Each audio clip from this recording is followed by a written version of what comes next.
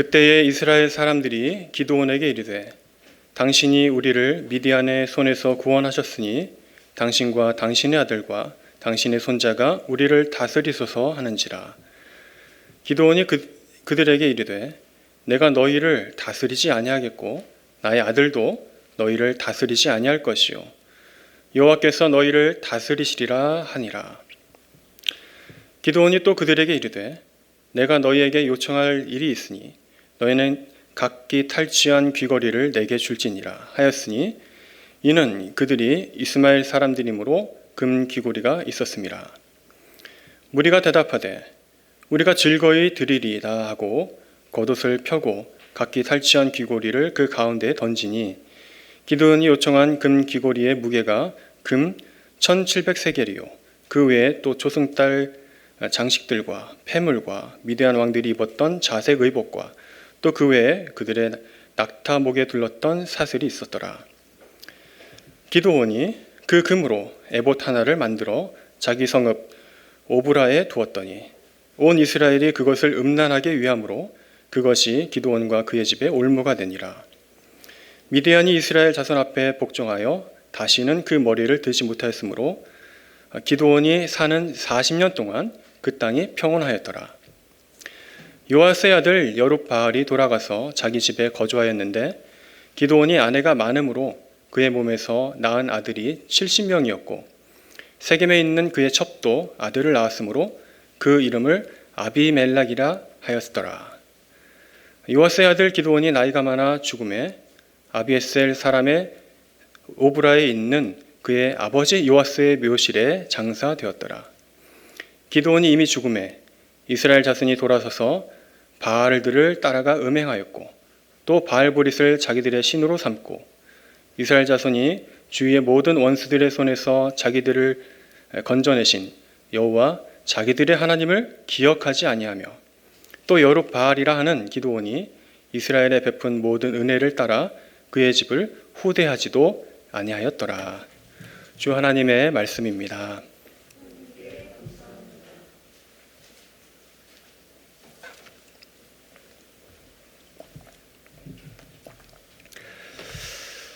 네, 히브리서 11장에 보면 믿음을 이렇게 설명합니다. 믿음은 바라는 것들의 실상이요 보이지 않는 것들의 증거니 선진들이 이로써 증거를 얻었느니라 라는 말씀이 있습니다. 여기서 말하는 선진들, 그들 가운데 많은 사람들의 이름이 나오지만 그 이름들 가운데 사사들의 이름이 나옵니다. 기드온은 그 히브리서에 나오는 그 선진들, 믿음의 증거라고 말해지는 그 선진들, 그들 중에 한 명입니다. 우리가 지금 사사기를 보고 있는데 그 수많은 사사들 중에 특별히 믿음의 사람으로서 그 이름이 기록되었고 언급되었다는 사실은 어찌 보면 상당히 명예로운 일입니다.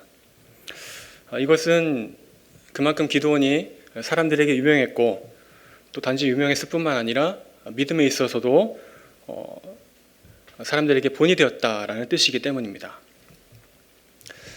그런데 막상 그러한 이제 기대를 가지고 오늘 본문을 살펴보게 되면 우리의 기대는 이내 실망으로 바뀌게 됩니다.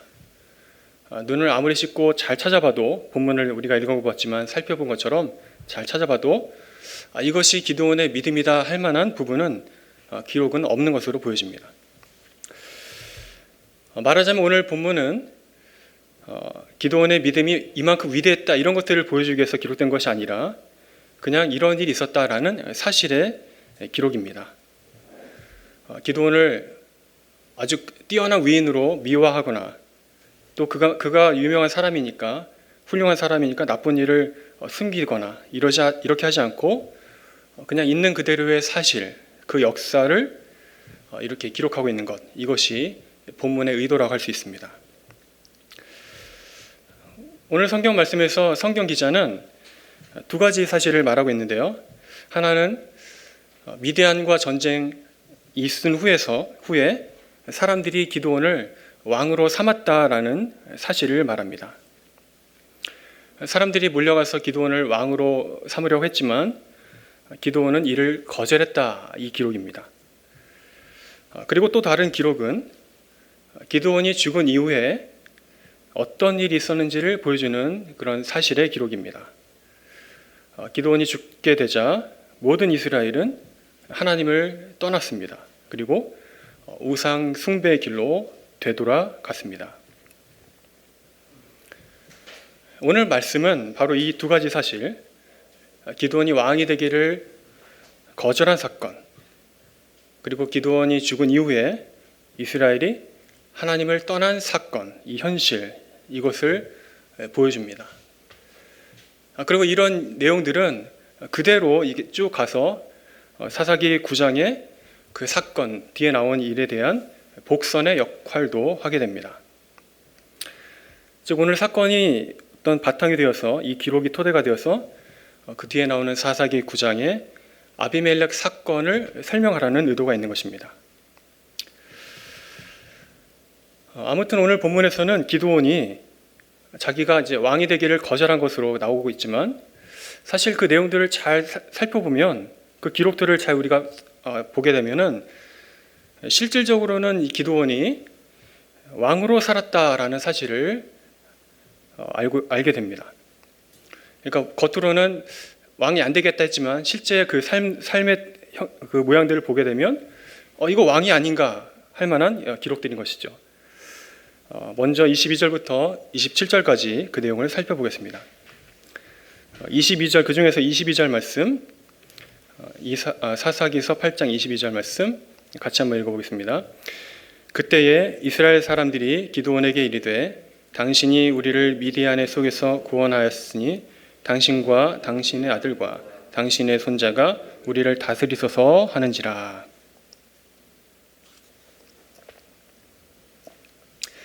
300명의 군사를 이끌고 무려 13만 5천 명의 그런 미디안 군사들을 물리친 그야말로 말도 안 되는 기적적인 사건이 있은 이후에 이 전쟁이 끝나자 사람들은 기드온에게 열광하게 됩니다. 자연스러운 현상이죠. 그리고 이제 사람들은 기드온을 왕으로 삼으려고 했습니다. 자기들을 다스려달라. 당신뿐만 아니라 당신의 아들과 자손들 영원 대대로 우리의 왕이 되어달라. 이렇게 간청했습니다. 이에 대해서 다행스럽게도 기드온은 그 제안을 단칼에 거절하고 있습니다. 그래서 23절에 보면 내가 너희를 다스리지 아니하겠고 나의 아들들도 그렇게 할 것이다. 오직 다스리는 분은 여호와시다. 여호와께서 너희를 다스리시리라. 아주 멋지게 말을 한 것이죠. 여호와께서 너희를 다스리시리라 한 것은 사람으로서 왕이 필요 없다. 왜냐하면 하나님이 직접 왕이 되시기 때문에 나는 왕이 될 생각도 없고 또 하나님께서만 왕이 되시면 된다. 이런 말입니다. 이것은 이제 하나님께서 이제 이스라엘을 이끌어 가시는 아주 중요한 통치 원리이시고 또 그것이 하나님의 뜻인 것을 우리는 잘 알 수 있습니다. 하나님께서 그들의 직접적인 왕이 되어 주시고 또 그들을 직접적으로 통치하시는 이 하나님의 나라의 원리, 그것을 잘 드러나는 말이죠. 그런데 이제 겉으로는 이제 말을 이렇게 멋지게 했지만 그 다음부터 나오는 이제 구절들을 쭉 살펴보면 그 다음부터는 말하자면 스텝이 꼬입니다. 이제 멋지게 폼을 잡고 출발했는데 이내 자기 속마음을, 자기 속내를 드러내고 맙니다. 그래서 24절에 보면 기드온이 또 그들에게 이르되 내가 너희에게 요청할 일이 있으니 너희는 각기 탈취한 귀고리를 내게 줄지니라 하였으니 이는 그들이 이스마엘 사람이므로 금 귀고리가 있었습니다. 자, 이제 한 가지 요청을 하는 것이죠. 기드온은 내가 왕은 안 될 것이다. 나는 왕이 되기 싫다. 대신에 이렇게 말하는 거죠. 그러면서 대신에 이걸 좀 해달라. 뭐냐면 각기 탈취한 금 귀고리를 나한테 달라. 이렇게 말합니다. 아마도 이것은 이제 기드온의 입장에서 볼 때 이제 사람들 앞에서 막상 자기는 왕이 되기를 거절했지만 아마 조금이나마 이제 미련이 남아서 그랬을 수도 있습니다. 그것도 아니면 이 사람들이 지금 이렇게 말하고 있지만 진정으로 나를 존경하고 있는가, 나를 우러러보고 있는가, 이것을 확인하고 싶어서 그랬을 수도 있습니다. 마치 그 한 나라의 왕이 그 백성들의 마음을 그 충성심을 확인하듯이 마치 기드온은 자기가 왕인 것처럼 그 사람들의 마음, 충성심을 확인하려고 이렇게 뭐 좀 달라, 이렇게 줄 수 있겠냐, 이렇게 말했을 수도 있는 것이죠. 백성들의 마음은 기꺼이 기드온에게 바칠 용의가 있는 것입니다. 왜냐하면 처음부터 기드온을 왕으로 섬길 마음의 준비가 되어 있었기 때문에 뭐든지 못 드리겠냐 하는 그런 분위기가 형성되어 있었을 것입니다. 그렇게 해서 사람들이 이제 바친 금 귀고리의 무게들을 이제 재보니까, 무게죠, 자그마치 1700세겔이라고 했습니다. 감이 잘 안 오시겠지만 오늘날 키로수로 환산하게 되면 20kg 정도 되는 것입니다. 금으로 20kg. 네, 저는 이제 구경도 못 해봤고 만진 적도 없는데 1kg짜리 이제 골드바 있잖아요. 그게 20개가 있는 거죠. 그러면 이제 수십억에 해당하는 14억에서 한 17억 정도 되나, 그 정도 되는 엄청난 정성이 모인 것입니다. 그만큼 사람들은 기드온에게 대해서 열광에 있었고, 그만큼 기드온을 왕으로 삼고 싶어 했던 그런 분위기를 엿볼 수 있는 것이죠. 그 다음에 기드온의 행동은 이제 이런 겁니다. 그것을 가지고 자기를 위해서 쓰지 않고 또 나름대로 이제 좋은, 선하고 멋진 행동을 기획합니다. 그것은 바로 그 금을 다 모아서 에봇을 만드는 일이었습니다. 27절입니다. 기드온이 그 금으로 에봇 하나를 만들어 자기의 성읍 오브라에 두었더니 온 이스라엘이 그것을 음란하게 위함으로 그것이 기드온과 그의 집에 올무가 되니라. 그 금들을 모아서 에봇을 만들었습니다. 그런데 이 에봇이라는 것은 원래 대제사장들이 하나님의 뜻을 물을 때에 입었던 이 조끼 같은 형태의 그런 옷입니다. 율법의 기록에 따르면 레위인들만 이 에봇을 만드는 일에 그 제작에 참여할 수 있었고, 또 그 에봇을 만드는 그 옷감이라든지 그 장신구라든지 이런 것들은 성경에 어떻게 하라고 다 규정이 되어 있었습니다. 그런데도 지금 기드온은 자기 마음대로 자기가 원하는 그런 물질들을 사용해가지고, 그리고 자기가 원하는 방식으로, 말하자면 율법을 어겨가면서 에봇을 만들었습니다. 겉보기에 아주 멋있게 금으로 만들어낸 것입니다. 그리고는 그것을 하나님의 집이 모셔져 있는 실로와는 전혀 상관이 없는 자기의 고향, 자기의 집, 그리고 자기가 처음 하나님을 만났던 그 장소였던 오브라라는 지역에 갖다 놓습니다. 이것은 정말로 무례하고 또 어떤 면에서는 무식한 행동입니다. 하지만 이 성경에 보면 아무도 그런 행동을 지적하고 비난했다는 기록이 없습니다. 오히려 사람들은 그것을 기뻐하고 반가워했습니다. 에봇이, 금으로 된 에봇이 있다고? 그것이 기드온이 만들었다고? 하나님께 드리려고 만들었나 보지? 이러면서 그것이 어떻게 생겼는지 또 그것을 한번 보기 위해서 사람들이 몰려갔고 또 그것을 궁금해했던 것입니다. 그래서 마치 이제 성지 순례하듯이 오브라로 막 다 찾아가가지고 에봇을 구경하고 또 만져보고 경배하고 그렇게 에봇을 섬기게 된 것입니다. 27절에 거기서 이제 음란하게 위했다라는 말이 바로 그런 내용들입니다. 그런 뜻입니다. 금으로 만든 에봇이, 그것이 하나님을 대신하는 우상이 되었다라는 뜻입니다. 기드온의 생각에, 기드온의 아이디어로 나름대로는 자기 딴에는 이것은 승리를 기념하는 것이고, 또 내가 하나님을 처음 만났던 그 오브라, 하나님의 뜻을 물어봐서 양털 뭉치 시험처럼 이것이 하나님 뜻입니까? 저것이 하나님 뜻입니까? 이것이 에봇과 관련된 것이구나 이렇게 하면서 하나님의 뜻을 기억하려고 만들었던 그 에봇이 도리어 우상이 되어버렸습니다. 그것이 하나님의 자리를 대신해서 경배의 대상이 되고 찬양의 대상이 되었고, 급기야 하나님의 자리를 차지하게 된 것입니다. 그래서 이제 성경 기자가 쓰는 것처럼 이것이 금으로 만든 에봇이 기드온과 그의 집안의 올무가 되었습니다. 여러분, 올무가 되었다는 말은 함정이 되었다는 뜻입니다. 그러니까 기드온과 그의 집안을 죄의 저주라는 그 함정에, 죄의 저주에 빠뜨리는 함정이 바로 올무가 된 것입니다. 바로 그것이 에봇이었던 것입니다. 그 에봇으로 인해서 온 이스라엘이 우상 숭배의 그 시험에 빠지게 된 것입니다. 그 뒤에 나오는 29절의 말씀은 그 시험의 전형적인 모습을 보여줍니다. 29절과 30절을 나란히 읽어보면 이렇게 말씀하죠. 요아스의 아들 여룹바알이 돌아가서 자기 집에 거주하였는데 기드온이 아내가 많음으로 그의 몸에서 낳은 아들이 70명이었고 라고 말씀합니다. 원래 이제 자녀를 많이 낳는 일은 태초에 창조시에 주어진 창조 명령이고, 또 자녀를 많이 낳는 것은 그 자체로 생육하고 번성하라는 그런 의미 때문에 복된 일이 틀림없습니다. 하지만 그냥 단순히 이제 자녀를 많이 낳는 것과 달리 아내가 많은 것은 또 다른 얘기입니다. 그 당시에 이제 아내가 많았다라는 말은 그 사람이 부와 권세를 누리고 있다는 뜻이기 때문입니다. 그러니까 경제적으로나 또는 정치적으로나 그 사람은 힘이 있다는 것이 바로 그런 얘기입니다. 아내를 많이 거느리고 또 자식들을 많이 낳았다.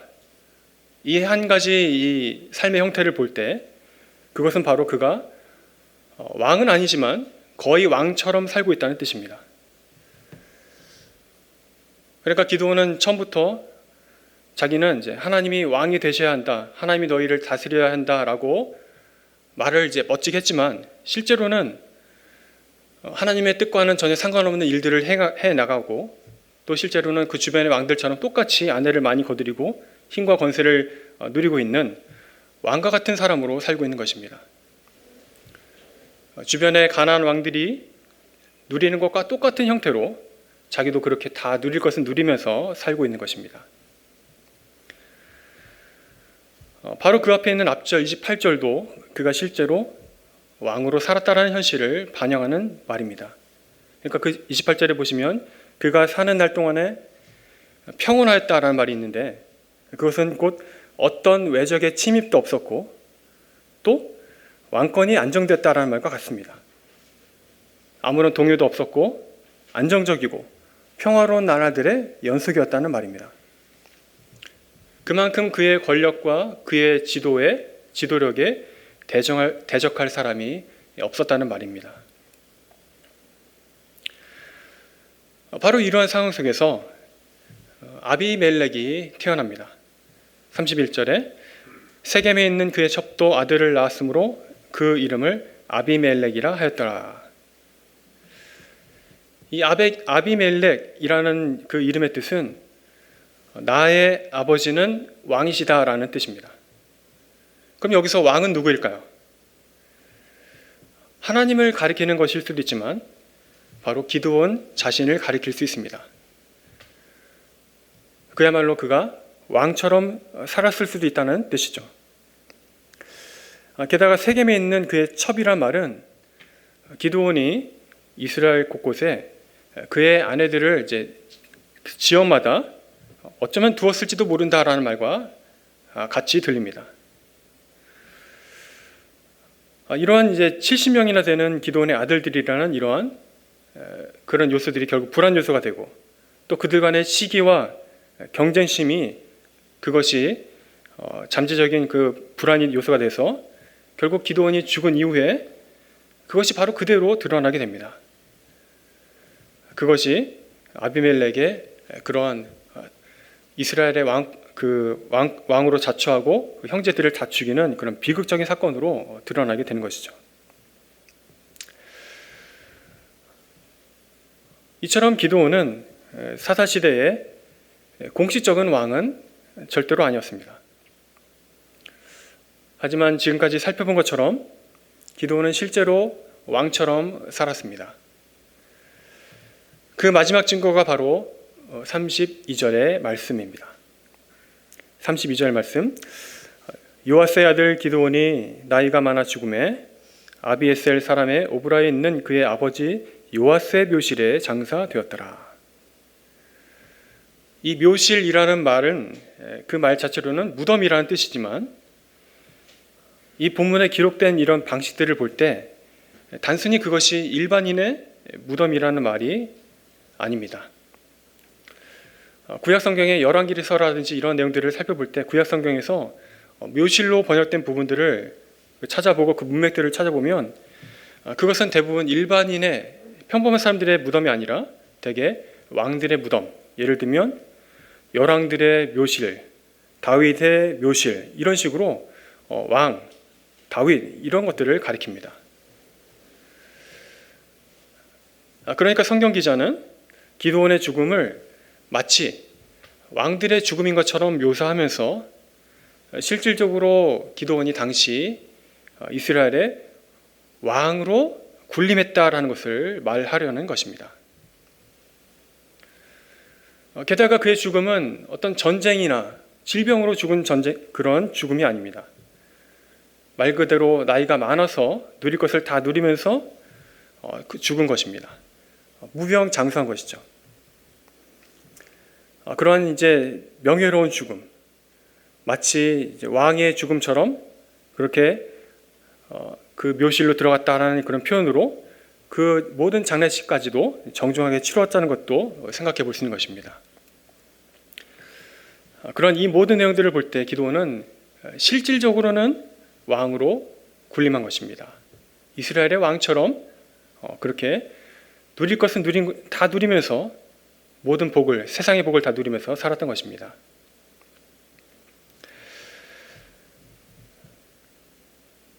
비록 기드온은 자기가 왕이 되는 것을 공식적으로는 거절했습니다. 하지만 실제로는 임시적이고 비공식적으로는 왕이었습니다. 모든 왕들이 누리는, 모든 세상의 왕들이 누리는 똑같은 복을 그렇게 누렸던 것입니다. 부와 명예와 권력과 무병장수까지. 보통 일반 사람들이 이거 가졌으면 좋겠다는 모든 것들을, 그런 소원하는 모든 복들을 누리며 그렇게 살았던 것입니다.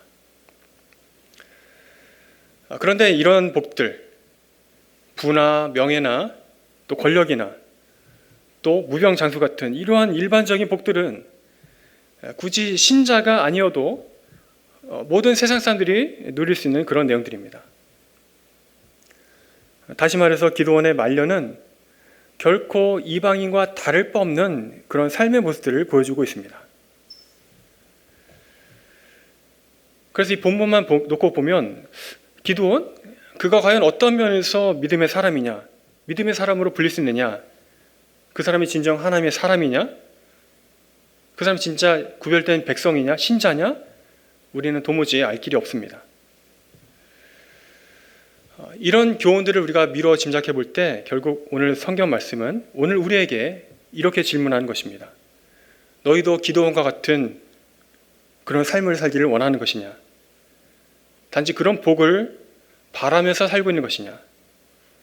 많은 것을 움켜쥐고 힘을 누리고 명예를 누리고 아무 병이나 질병 없이 그냥 오래 살다가 그냥 평화롭게 가는 것, 그것이 우리 삶의 가장 큰 가치인 것이냐라고 질문하라는 것입니다. 다시 말해서 자기 딴에는 하나님께 영광 돌린다고 말하면서 적당히 타협하면서 살고 있고 적당히 세상 복을 누리면서 살고 있고, 그러면서 실제로는 이 사람이 신자인지 신자가 아닌지 구별됨이 없는, 전혀 세상 사람들과 다를 바 없는 삶을 살고 있으면서 그것이 복된 삶이라고 믿고 있는 것, 그것을 정말 원하느냐? 오늘 본문은 우리에게 질문하고 있습니다. 그런데 여러분, 만약 그리스도인이 거기에만, 그런 종류의 복에만 만족하면서 산다면 우리는 물론이고 이 모든 세상은 결코 그 어떤 희망도 볼 수 없고 또 존재할 수 없을 것입니다. 다시 말하면 우리 그리스도인의 그런 존재 이유가 있다면 그것은 바로 세상이 누릴 수 있고 세상이 가질 수 있는, 세상 사람들도 얼마든지 가질 수 있는 것, 그 이상의 것을 위해서 그것을 보여주려고 그리스도인들이 존재하는 것입니다. 베드로전서 2장 9절에서 이렇게 신자의 정체성에 대해서 말씀합니다. 베드로전서 2장 9절 한번 같이 읽어보겠습니다. 거기 이제 설교 노트에 있는데요. 같이 한번 읽어보겠습니다. 그러나 너희는 택하신 족속이요 왕 같은 제사장들이요 거룩한 나라요 그의 소유가 된 백성이니 이는 너희를 어두운 데서 불러내어 그의 기이한 빛에 들어가게 하신 이의 아름다운 덕을 선포하게 하려 하심이라. 그리스도인이 존재하는 이유가 무엇일까요? 바로 이것이 우리 신자가 세상에 존재하는 이유입니다. 세상 사람들과 똑같이 사는 것처럼 보이지만 그 세상 속에서 진정한 이스라엘 사람으로 사는 것, 이것이 우리가 가져야 할 정체성입니다. 기드온의 말년은 안타깝게도 히브리서 성경 기자가 증거하고 있는 것처럼 믿음의 사람으로 보이지 않습니다.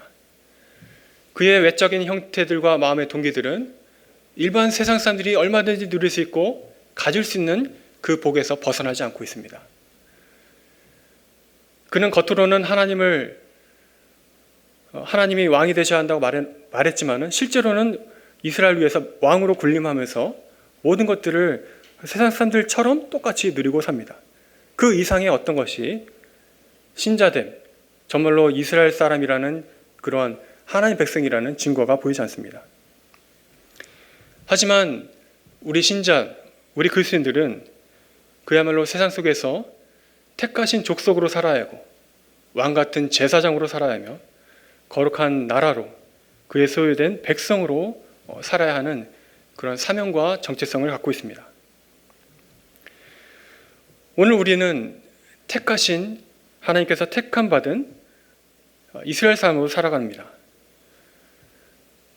또 왕 대신 그리스도와 함께 세상을 다스리며 또 세상을 하나님께로 인도하고 또 예배하는 제사장으로 살아가는 것입니다. 또 죄와 사망의 어두운 데서 우리가 건짐을 받고 불러내어진 것처럼 그래서 경이로운 그 생명의 빛으로 우리가 들어가게 된 것처럼 그 하나님의 은혜와 사랑을 선전하고 전파하고 알리기 위해서 부름받은 사람들인 것입니다. 결국 우리 신자들은 이 세상을 살 때에 세상과 똑같은 그런 복을 누리며 그것이 우리가 가질 수 있는 가장 최선인 것처럼 생각하지 않고 그 이상의 것을 추구하고 또 그것을 세상 사람들에게 보여주며 살아야 한다는 것입니다. 세상 사람들과 똑같은 다름없는 그런 복의 추구를 넘어서 하나님을 경외하고 또 하나님을 사랑하고 또 세상을 섬기는 그러한 참된 복의 추구의 모습을 보여주면서 살아야 할 것입니다. 그래야 이 모든 세상이 우리를 통해서 희망을 얻게 될 것입니다. 어떤 종류의 희망이냐면 세상 모든 사람들이 고통스러워하고 있는 죄와 사망의 권세, 그 지긋지긋한 사탄 마귀의 그 통치로부터 벗어날 수 있는 그러한 희망, 지긋지긋한 그러한 죄의 올무에서 노임받고 자유롭게 하는 그 희망, 그것을 우리 신자가 보여줄 수 있는 것입니다. 세상의 진정한 왕이신 예수 그리스도를 사람들에게 소개하고 세상에 소개하고 또 그분이 다스리는 나라로 그 모든 죄인들을 인도해야 될 소명이 우리에게 있는 것입니다. 이러한 좋은 소식, 복된 소식을 전하는 것이 바로 우리가 해야 될 사명이며 복음의 전도인 것입니다. 결국 우리는 그리스도인이라는 그 명예를 지키면서 살아가야 할 것입니다. 여러분, 그리스도인이라는 그 아름다운 이름을, 그 아름다운 명예를 꼭 지켜내시기를 바랍니다. 그냥 듣기 좋은 소리로 나는 신자고 나는 그리스도인이라 말하지 않고 진실되게 세상 사람들이 원하고 세상 사람들이 갖기를 원하는 것 이상의 고상하고 고귀한 하나님 나라의 복들을 추구하고 또 누리며 전하게 되기를 바랍니다. 말 그대로 이 세상 속에 진실된 신자로 살아가게 되시길 바랍니다. 그러한 신자의 정체성을 지키면서 세상이 추구하는 복, 그 이상의 복을 누리고 기뻐하면서 신자로서의 삶을 살아가게 되길 바랍니다. 그래야 여러분들의 삶이 날마다 찬양과 또 감사가 넘치는 하나님께 영광이 되는 그러한 참된 그리스도의 모습으로 살아가게 되기를 간절히 바랍니다. 기도하겠습니다.